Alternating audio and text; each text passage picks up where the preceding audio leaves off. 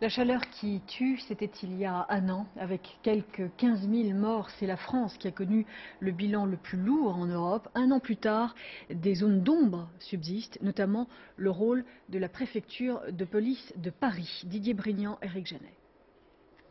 La canicule a tué l'été dernier 15 000 personnes.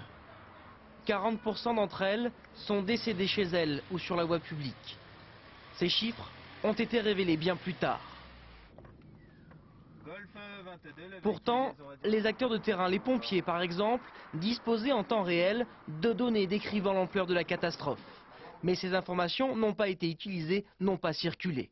Premier jour de canicule, le 6 août, la préfecture de police reçoit le relevé quotidien du nombre d'interventions des pompiers de Paris, plus 180%.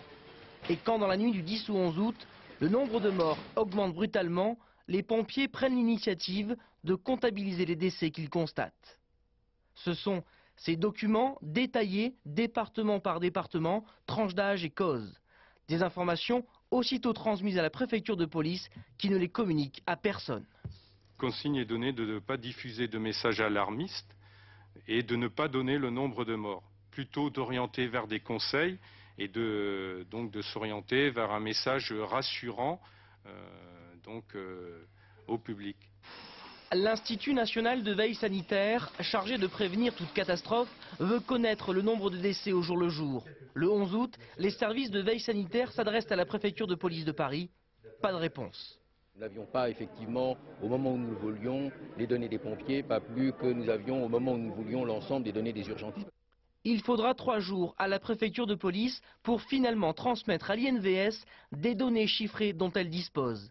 L'épisode caniculaire est déjà terminé.